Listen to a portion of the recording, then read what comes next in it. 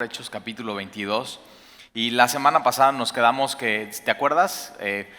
Arrestan a Pablo, lo golpean, él está en las gradas, le pide permiso al tribuno, que si puede hablarle al pueblo, al tribuno Pablo le habla en griego, al pueblo le habla Pablo en hebreo, y hoy lo que vamos a ver es parte de su testimonio y su discurso, y la semana pasada nos quedamos en esta parte que le dice, ¿por qué te detienes? Bautízate. Entonces tuvimos la semana pasada los bautizos, si pudiste ir, estuvo increíble. Felicidades a todos los que se bautizaron, es la mejor decisión que puedes hacer en tu vida. Por fin decir así al mundo, amo al Señor, he decidido seguirle, y fue un tiempo muy padre en familia. Si por alguna razón no asististe, bueno, pues ni modo, te tienes que esperar al próximo año. Pero empiézalo a orar y simplemente considéralo, y para que el próximo año ya estés listo para esto. Y entonces en el versículo 17, Pablo sigue narrando su testimonio. Esto sucede 20 años después de esta aparición del Señor Jesucristo en el camino a Damasco. Pablo está recordando, y no sé cuánto tiempo tengas en el Señor. Ayer estaba platicando yo con el pastor Fermín en Semilla, México, y dice que está muy nostálgico porque él tiene 20 años de haber recibido a Jesús, ¿no? Y entonces como que cuando vas marcando, no, pues llevo un año. ¿Cuánto tiempo llevas tú caminando con el Señor? Y de pronto dices, no, pues yo llevo 2. Y después 5, ¿no? Y dices, híjoles, como que no es tanto. Y luego 8, ¿quién tiene 8 años? 10. 10 años caminando con el Señor. Y Pablo para esta época tiene 20 años caminando con el Señor. Y 20 años es un buen tracho, es un buen cacho. Y Pablo está recordando eso y está hablando al pueblo, está hablando a los judíos, está hablando a sus hermanos, y de pronto tiene su atención total. Y vamos a seguir leyendo en el versículo 17. Y me aconteció, vuelto a Jerusalén, de cuando Pablo se convierte en el camino a Damasco, a que va y sube a Jerusalén, pasan 3 años. Es decir, hay un tiempo de preparación, y si tú apenas estás caminando con el Señor y apenas te acabas de bautizar, tienes que saber que tienes que ser paciente, porque de pronto Dios toma tiempo es como, ¿alguna vez has marinado una carne? Y, o sea, quieres así, ahí está la parrilla, ¿no? Y estás listo, pero dices, no, necesito marinarla y marinarla bien. Y a veces Dios hace eso con nosotros. Simplemente tenemos que estar a sus pies, tenemos que conocerlo, y lo que Él está haciendo es simplemente marinarnos para ponernos en el asador. Y a veces el asador es una prueba. Y dices, Talí, yo no quiero ser marinado. Bueno, pero lo marinado después se disfruta más. Y con Pablo Dios hace eso. Simplemente lo está preparando, y se tarda de 2 a 3 años para empezarlo a usar. Por eso en Semilla, cuando alguien quiere servir, una de las preguntas que hacemos es, ¿cuánto tiempo llevas congregándote en Semilla? ¿No?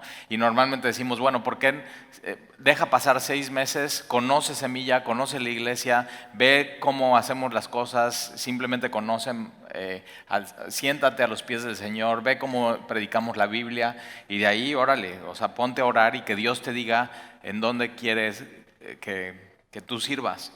Y con Pablo 2, 3 años, y de ahí vuelto a Jerusalén, que orando en el templo me sobrevino un éxtasis. Ahora es importante saber esto.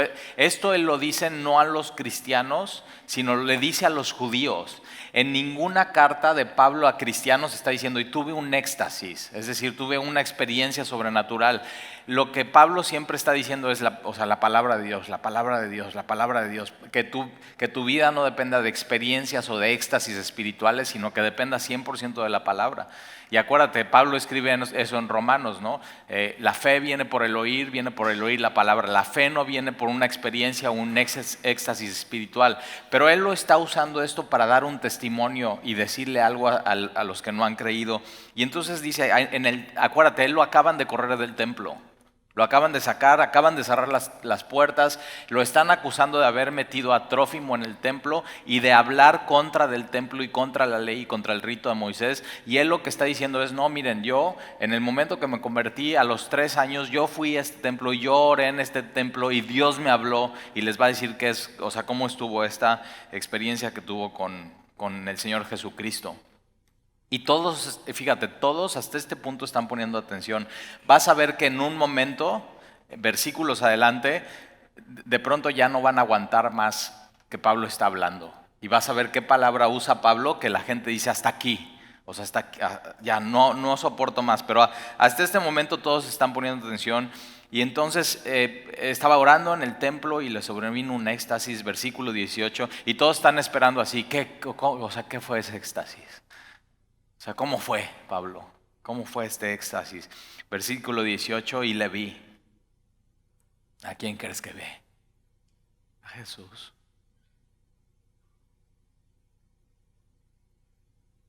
Y nosotros venimos y nos reunimos para eso, para ver a Jesús entre el verso y verso, y consonante y vocal, y en su palabra. Y para eso nos reunimos. Señor, te queremos ver. Ese es nuestro anhelo cada semana al reunirnos. Queremos verte, Señor. Queremos escucharte, Señor. Queremos conocerte, Señor. ¿Te acuerdas? 3 años antes, Pablo en el camino a Damasco: Señor, ¿quién eres? ¿Qué quieres que yo haga?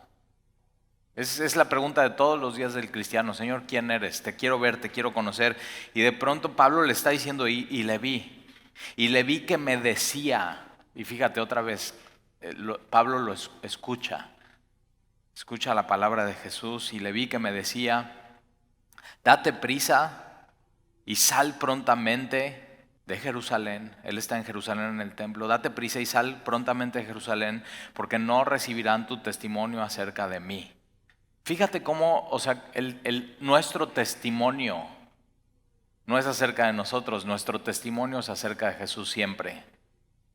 Y hay cristianos que tienen testimonios, o sea, dices, ¿y cuál es tu testimonio? Y ya te arrancas. No, pues mira, yo así, dices, ay, órale, o sea, este es todo un testimonio.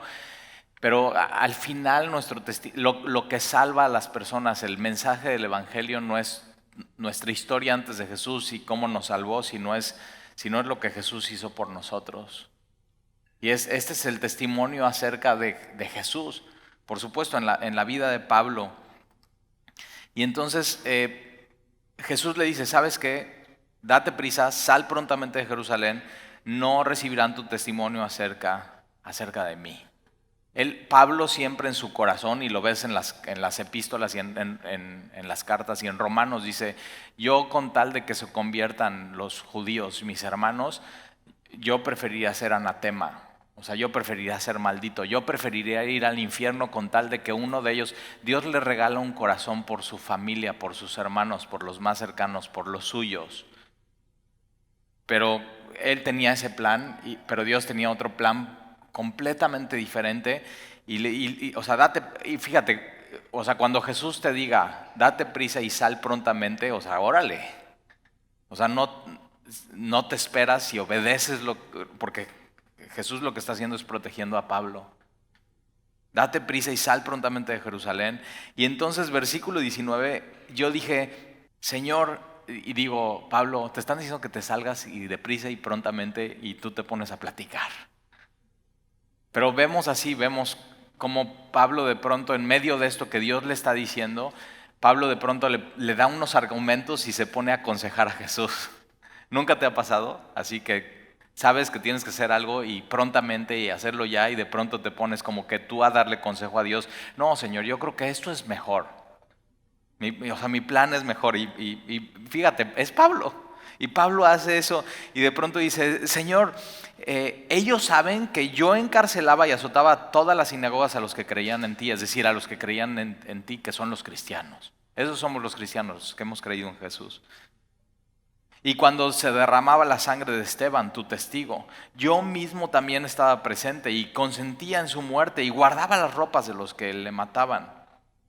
O sea, Pablo está diciendo, Señor, tú me estás diciendo que me salga de aquí de Jerusalén y que no va a recibir pero yo creo, Señor, que yo antes estaba en contra de ellos, y en contra de ti, y ahora estoy a favor de ti. Yo creo que ellos iban a escuchar mi testimonio acerca de ti. Y de pronto vemos un poco Pablo así, ¿no? Señor, tú dices que no me van a escuchar, pero yo digo que sí me van a escuchar. Y tienes que saber eso, que al final Dios sabe quién está dispuesto a escuchar el Evangelio y quién no. Y Pablo está así como con esta necedad. O sea, Pablo era muy necio, pero por eso pudo llegar a tantas personas y proclamar el Evangelio en tantas ciudades. Pero de pronto vemos Pablo está diciendo, Señor, yo antes estaba en contra, hoy estoy a favor, quiero decirles de ti, yo creo que los puedo convencer. ¿Nunca te has visto así? O sea, necio, con alguien, con una persona o sea, no, ahora me escucha. Y así estás diciendo y diciendo y diciendo y diciendo. Y tienes que saber que no en todos los lugares y no todas las personas van a recibir tu testimonio acerca de Jesús. Es una realidad. ¿Nunca te ha pasado? Y a veces estamos, o sea, con una sola persona o con un solo grupo o con nuestra familia y hablando y de pronto ve más allá. Hay gente que está lista, hay gente que está preparada y entonces Pablo, después de decirle eso, versículo 21, el Señor le dice esto, pero me dijo, ve, pues hazme caso, porque yo te enviaré lejos a los gentiles. Y a veces queremos ir con un grupo de personas y dices, es que yo antes era así como ellos y entonces yo creo que ellos me van a escuchar y de pronto, sin darte cuenta, Dios te está diciendo, sabes que no es ahí, te voy a enviar con otro tipo de personas o con otro grupo de personas a otro lugar a que escuchen tu testimonio acerca de mí. Y tienes que estar bien atento a la voz de Dios. Y fíjate, ve porque yo te enviaré lejos, no solamente físicamente lejos, no kilómetros de distancia, sino a veces Dios nos quiere enviar a personas que están más lejos espiritualmente de Él. Lejos, porque no hay un corazón que esté tan lejos de Dios como para que Él vaya y lo salve. Y piensa, o sea, ¿cuántas personas dices, no, o sea, ese cuate está tan lejos de Dios que nunca vendría a la iglesia? Ese cuate está tan lejos de Dios que nunca escucharía mi testimonio acerca de Jesús. Y ve, o sea, Dios lo que está diciendo es, yo te voy a enviar a los que están lejos y a los que no son como tú, a los gentiles. Pablo era todo menos gentil. Pablo era judío de judíos, fariseo de fariseos, hebreos de la tribu de Benjamín. Y de pronto Dios dice, o sea, tú quisieras ir a los tuyos, pero yo te quiero mandar a donde yo sé que va a ser efectivo, a donde yo sé que tu testimonio lo van a escuchar las personas. No hay un corazón que esté tan lejos de Dios. Y Pablo, fíjate, Pablo tiene un amor por los suyos, un gran amor por los suyos, pero tienes que saber esto, el amor de Dios es más grande que tu amor por las personas. Y a veces tú quieres, no, yo quiero o sea, yo quiero amar a este grupo de personas y de pronto dice Dios, sabes que mi amor es más grande y te voy a enviar mucho más allá con gente que está más lejos de mí. Porque al final Dios quiere ese tipo de personas, los que están tan lejos. Y tienes que saber esto, nadie está lejos del amor de Dios entonces. Nadie está tan lejos del amor de Dios que el Señor no pueda salvar y rescatar. Y si no, acuérdate tú cómo estabas. ¿Te acuerdas? Ayer estaba platicando con otro pastor o sea, ¿qué sería de nosotros si no hubiéramos decidido seguir a Jesús y si Jesús no hubiera decidido venir a salvarnos? Y recordábamos esa canción, ¿te acuerdas de Jesús Adrián Romero? De sería como un pájaro herido, tirado en el suelo, o como un perro muerto así, o sea, muerto en la carretera. ¿Alguna vez has visto un perro muerto en la carretera? Yo digo, yo sería eso. Sin Jesús yo sería eso. ¿Dónde estarías hoy? ¿Te das cuenta que no hay un corazón tan lejos del amor de Dios? Ve porque yo te enviaré lejos a los gentiles. Todo eso lo está escuchando todos estos judíos. Y versículo 22, y le oyeron hasta esta palabra. Fíjate o sea, no dice hasta estas palabras, sino dice hasta esta palabra. Y esta palabra le oyeron hasta que dijo Pablo, gentiles. Y a veces pensamos que hay gente que está, o sea, no, o sea, esa persona está tan lejos del amor de Dios que Dios, o sea, no. ¿Y qué persona eso es para ti? O sea, hay cristianos que yo he platicado y que dicen, no, o sea, un secuestrador estaría muy lejos del amor de Dios. Y tenemos un apóstol que era celote, que usaba una sícara, que de ahí viene la palabra sicario, y esto lo usaban y iban atrás de su víctima y los agarraban por atrás y les clavaban este cuchillo en sícara y atravesaba su corazón. Y Dios dice a ese, sígueme. Y tenemos otro apóstol que es Mateo, cobrador de impuestos, opresor del pueblo, o sea, terrorista fiscal. Y pasa a Jesús y lo ve con ojos de amor y de compasión. Aquel que nadie hubiera invitado a comer de los judíos a su casa, y Jesús pasa y no solamente lo invita a convivir con él y a comer con él, sino a ser su discípulo, y le dice, sígueme. Y Mateo deja absolutamente todo y le sigue. Tienes que saber esto hoy, nadie está lejos de su amor. ¿Qué palabra sería para ti esa palabra que si alguien la dice dirías, no sabes qué es? O sea, ese nunca. Es más, si una persona así va a Semilla, yo ya no vengo.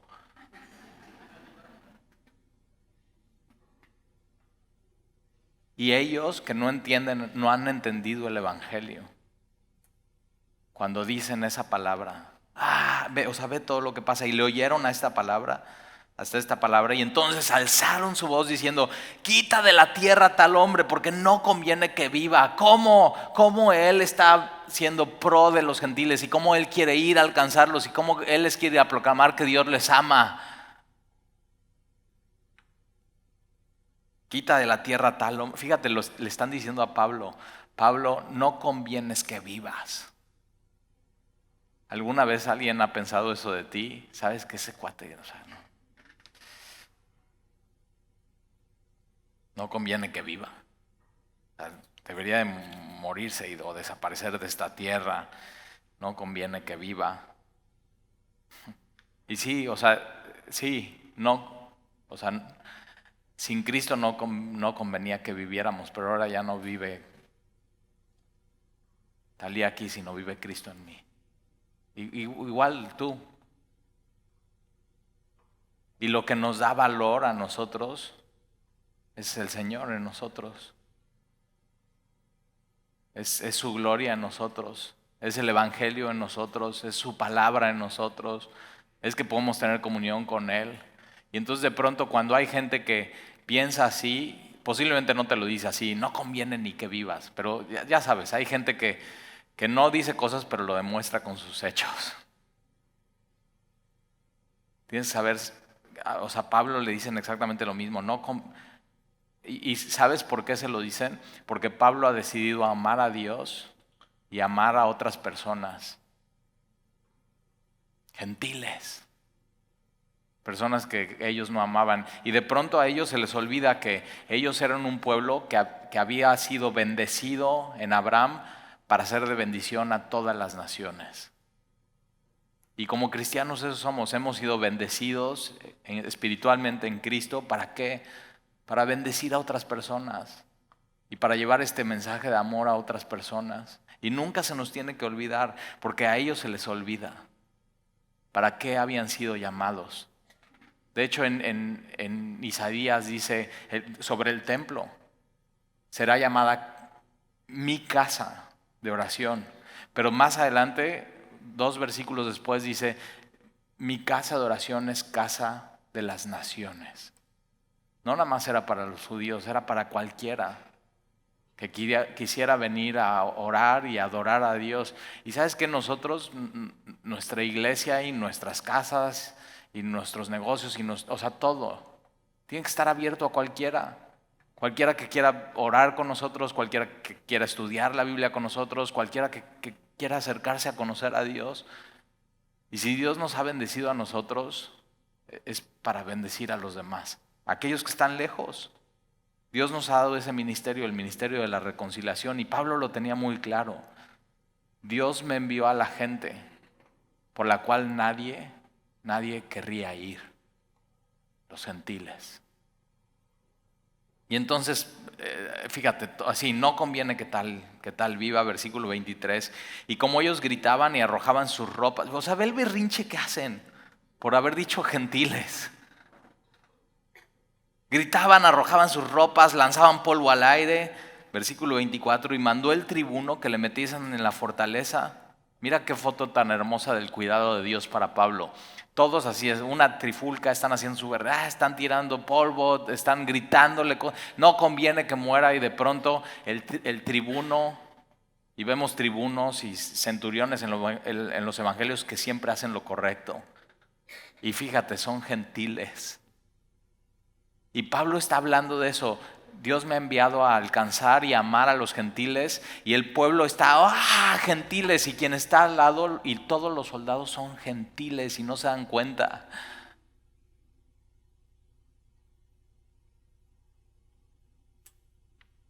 Y de pronto Dios usa a estos soldados gentiles para guardar a Pablo en la fortaleza, y Pablo sabe, Dios es mi fortaleza.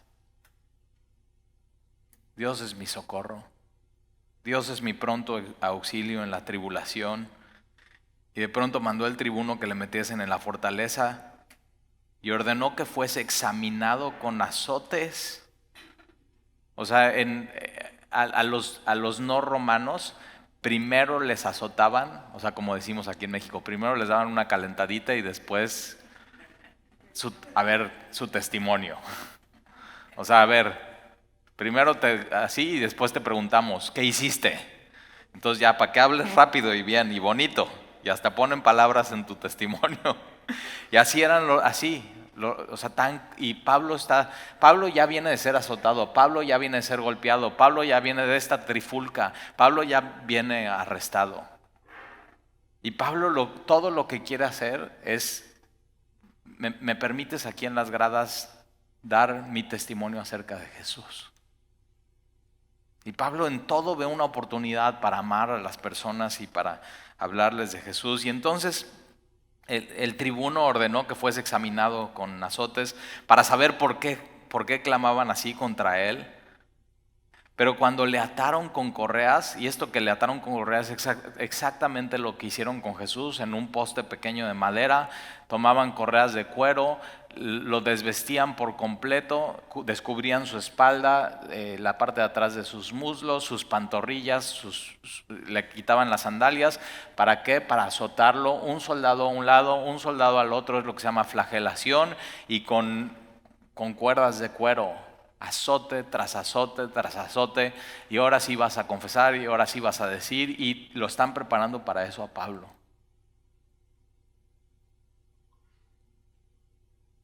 Y entonces cuando le ataron con correas, igual que a Jesús, la diferencia que Pablo sabe, o sea, si me van a azotar, las heridas van a ser reales, pero así azotaron a Jesús. La diferencia es que las heridas de Jesús sanan, porque por su llaga nosotros fuimos sanados. Isaías 53. Y entonces lo están preparando, lo están estirando, lo están amarrando. Y de pronto Pablo dice, versículo 25, pero cuando le ataron con correas, Pablo dijo al centurión que estaba presente, ¿os es lícito azotar a un ciudadano romano sin haber sido condenado? O sea, soy romano. Ahora Pablo, las únicas ocasiones que saca su ciudadanía romana, las únicas ocasiones que la saca es para poder seguir anunciando el evangelio. Nunca las usa para defender sus derechos, sino siempre usa sus credenciales para que Dios lo siga usando de ciudad en ciudad y en ciudad, y de pronto saca su ciudadanía romana. Y era ilegal hacer eso, versículo 26, y cuando el centurión oyó esto, fue y dio aviso al tribuno diciendo, ¿qué vas a hacer? Porque este hombre es ciudadano romano. Y vino el tribuno y le dijo, dime, ¿eres tú ciudadano romano? O sea, todavía le viene a examinar otra vez, porque en la ley romana, con solamente decir, hey, soy romano, no tenías que presentar tu acta de nacimiento ni tu pasaporte, nada. Con solo decir, entonces te podían creer tu testimonio. Ahora, si era mentira, o sea, te iba muy mal. Pero todavía viene el centurión y le dice, oye, o sea, que sí es cierto que tú eres romano, y ya con un poco de temor, porque ya le habían atado. Sí es cierto que sí es cierto que eres romano. Y él dijo sí. Versículo 28, y respondió el tribuno, yo con una gran suma adquirí esta ciudadanía. Tú podías a través de dos cosas ser ciudadano romano. Uno es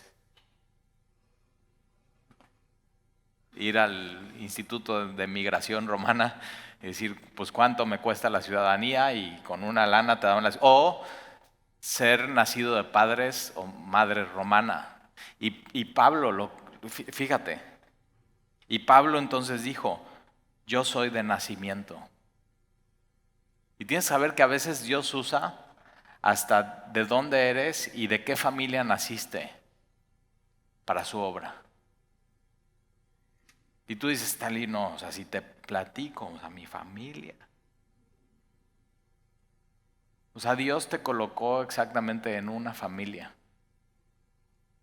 no con propósitos terrenales, sino Dios te coloca en una familia con propósitos eternos.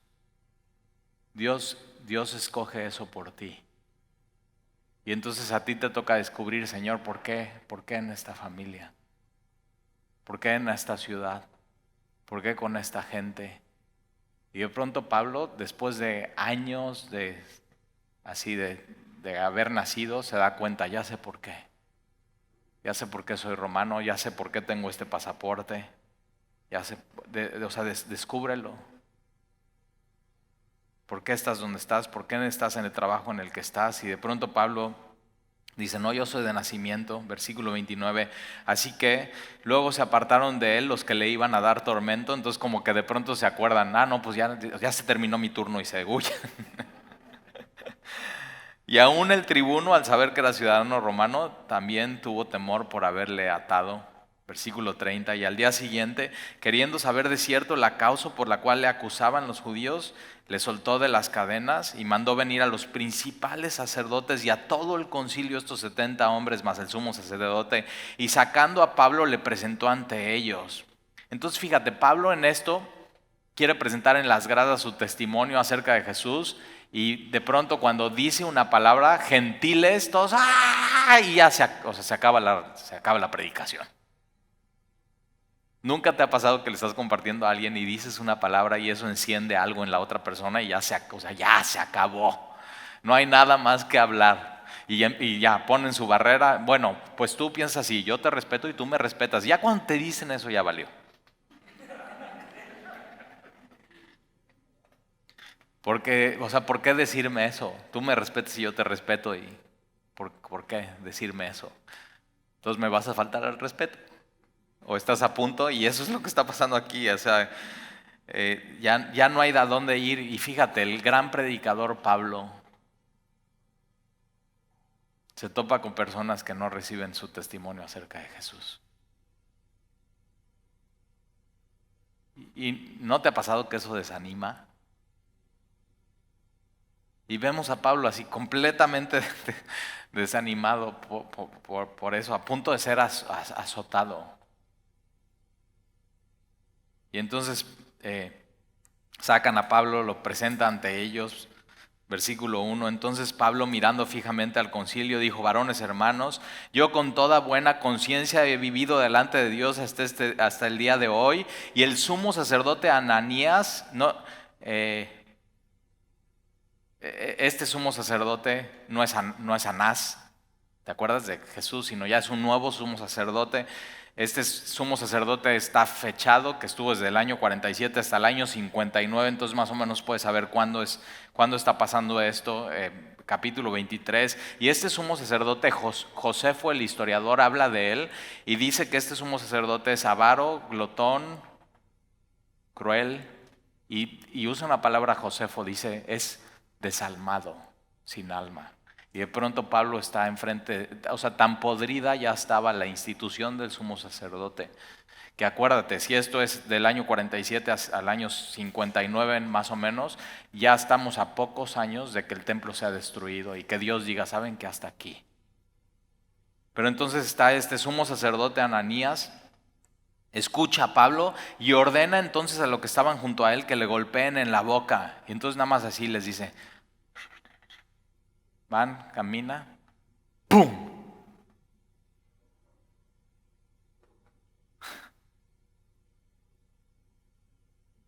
Versículo 3, entonces Pablo le dijo, ahora no sabemos qué tono, ¿no? Estaría padre saber qué tono usó Pablo, porque fíjate, Pablo le dice, Dios te golpeará a ti, pared blanqueada. Entonces Pablo recibe, ¡pa! Y voltea a ver a quien ordenó, se da cuenta a quien ordenó y dice, Dios te golpeará a ti. Y pared blanqueada más que blanqueada con una buena pintura, es con cal, encalada.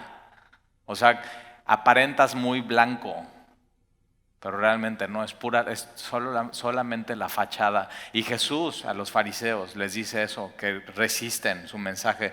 Les dicen, ustedes son como sepulcros blanqueados. Si tú vas hoy a Israel, en el Monte de los Olivos está lleno de tumbas y sepulcros. Y son como cajas que aquí no, aquí es abajo en la tierra, allá son arriba. Entonces hacen como un pequeño cuadro y todo lo pintan de blanco. O sea, es muy visual eso de sepulcro blanqueado, porque entonces todo está muy bonito y de blanco. Y una de las cosas que hace la gente, los judíos en Jerusalén, en Israel, es que arriba de la tumba ponen piedras. Y entonces vas y estás viendo las tumbas y se ven todo muy bonito, muy bonito. Y ponen piedras. ¿Sabes por qué ponen piedras y no flores? Porque las flores se marchitan al tercer día y las piedras ahí se quedan. Y es como un testimonio, te venimos a recordar y ponen una piedra ahí. Muy interesante, o sea, completamente otra cultura. Pero se ve muy bonito la tumba, pero no quisieras abrir la tumba y ver lo que hay adentro, ¿verdad?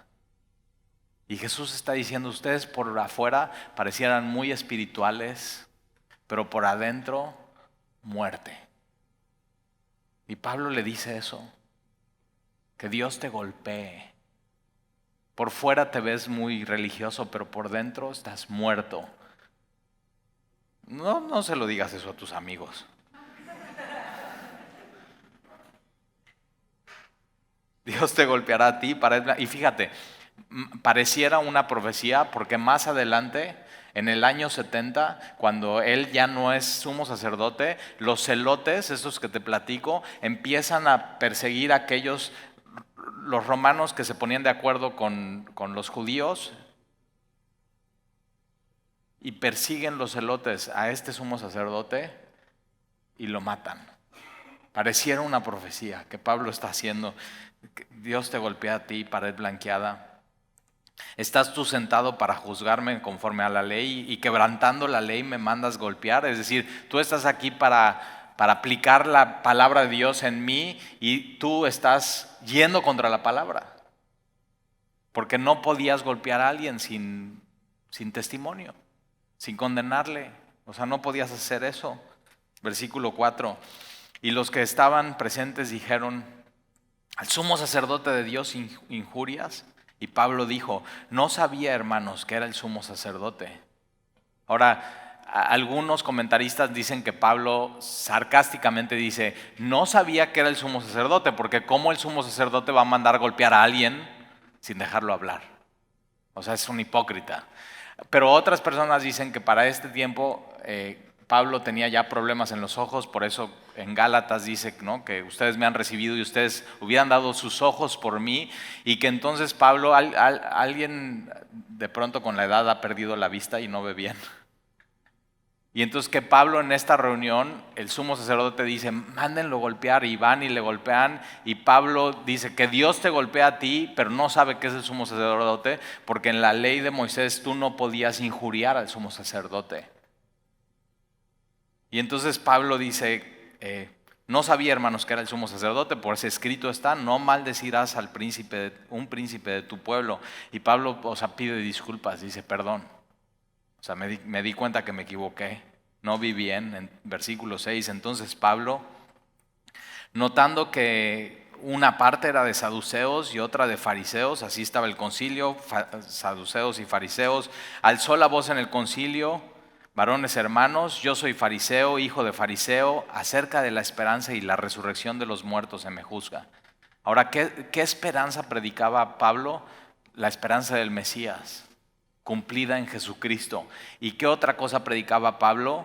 La resurrección de los muertos. Y él decía, no solamente la esperanza del Mesías ya se cumplió y ya vino y es Jesús de Nazaret, sino él murió y resucitó y él vive. Y ese era su mensaje, pero de pronto él dice eso: a mí se me acusa por causa de la esperanza y la resurrección de los muertos. Versículo 7, y cuando dijo esto se produjo disensión entre los fariseos y los saduceos, y la asamblea se dividió, porque los saduceos dicen que no hay resurrección, ni ángeles, ni espíritu. Tienes entonces la mitad del Sanedrín, es como hoy la Cámara de Diputados y Senadores, no se ponen de acuerdo en nada. Y entonces por un lado están los saduceos, por otro lado están los fariseos, y entonces los saduceos no creen en la resurrección, no creen en los ángeles, no creen en lo espiritual, no creen en que hay vida después de esta vida. Y los fariseos sí creían en eso, y entonces se divide la asamblea porque los saduceos dicen que no hay resurrección, ni ángeles, ni espíritu, pero los fariseos afirman estas cosas, y hubo un gran vocerío, y levantándose los escribas de la parte de los fariseos, contenían diciendo: ningún mal hallamos en este hombre, que si un espíritu, porque acuérdate, su testimonio es: me habló Jesús. Me habló Jesús. ¿Nunca has dicho eso a alguien? Y entonces me habló Dios. Y hay unos que dicen: ya lo perdimos. Y aquí ellos sí creen en eso y dicen: ¿sabes qué? Nosotros no encontramos ningún mal en este hombre, que si un espíritu le ha hablado o un ángel, no resistamos a Dios. Y habiendo gran disensión, el tribuno que estaba ahí, teniendo temor de que Pablo fuera despedazado por ellos, fíjate, esto era la organización de los espirituales en ese tiempo. El tribuno tiene que tomar a Pablo porque lo quieren despedazar. Y esta palabra despedazar es como si fueran unas bestias queriendo despedazar a su presa. Y de pronto en la segunda vez que Pablo tiene oportunidad de dar testimonio acerca de Jesucristo. La primera vez en las gradas es un fracaso y la segunda vez ante el concilio es un fracaso. ¿Nunca te ha pasado eso? O en tu vida tienes planes y dices: tengo estas dos chances, y de pronto fracaso. Y no era más fracaso, sino en la segunda oportunidad doblemente fracaso. Y no era lo que esperabas. No era lo que esperabas. Y entonces lo quieren despedazar. ¿Nunca has sentido que esta vida te quiere despedazar? Y dices: hoy siento que ya me pasó una aplanadora.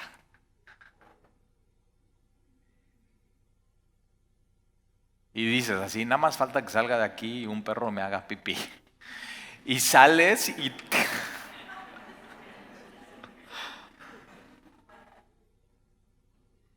¿No eso es la vida? Y vemos este hombre de Dios, que amaba a Dios, que tenía una relación personal con Jesús, y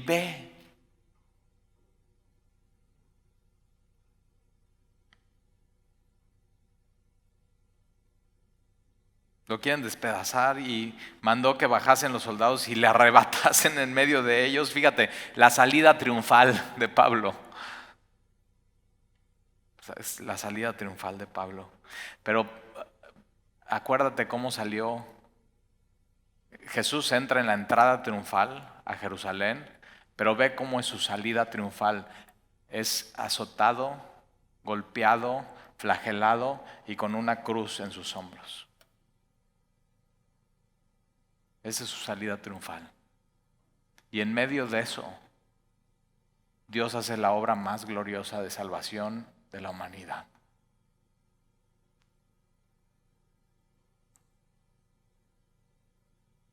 Y lo mandan llevar a la fortaleza, versículo 11. Y versículo 11 es muy importante porque dice a la noche siguiente, es decir, pasa una noche. ¿Nunca has pasado una noche después de 2 fracasos así en tu vida? O sea, es una noche que no puedes ni dormir, nada te puede consolar, estás completamente desanimado, te sientes solo, nadie te apoya, o sea, totalmente desanimado, fracasado, te sientes, o sea, despedazado. Y Pablo pasa una noche así.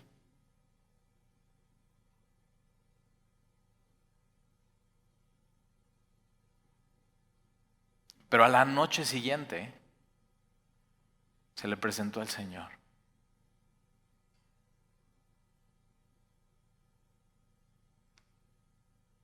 Tienes que saber cuando vivimos esto como Pablo y en el momento que más desanimado estás, que más fracasado te sientes, que más triste y solo, que posiblemente has pasado una noche terrible y fatal, que dices, ¿sabes qué? Ya, o sea, solamente me falta esto que me sucede en mi vida. No era, o sea, no era lo que yo esperaba. Dios ocupa esas cosas en nuestra vida.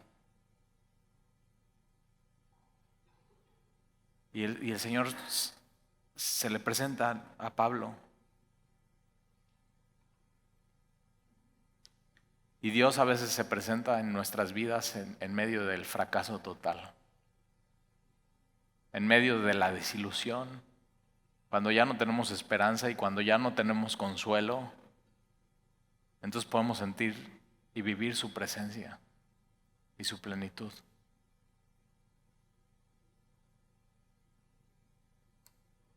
Y se le presentó el Señor y le dijo, cuando más desanimado estás, más fracasado te sientes y más solo estás, tienes que escuchar la voz de Jesús.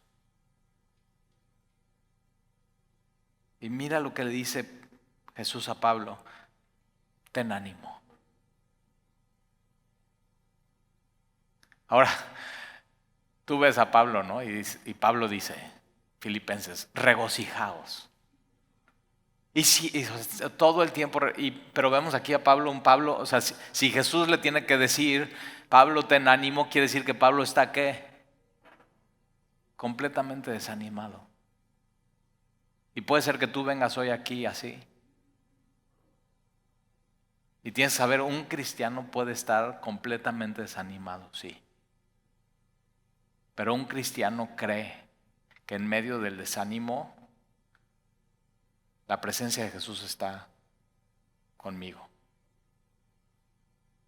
Y en el desánimo hay muchos sentimientos encontrados y muchos sentimientos en tu corazón. Y a veces en el desánimo puedes decir, ¿dónde está Dios? Y acuérdate, la fe no se trata de sentir, la fe se trata de creer, y tienes que creer que en medio de tu desánimo y de tu fracaso y de cuando más solo te sientes y cuando digas, o sea, ya no puede venir cosa peor en mi vida, tienes que saber que Jesús está ahí y Jesús aquí su palabra te sostiene y te dice, ¿sabes qué? Ten ánimo, ten ánimo. Ten ánimo, Pablo.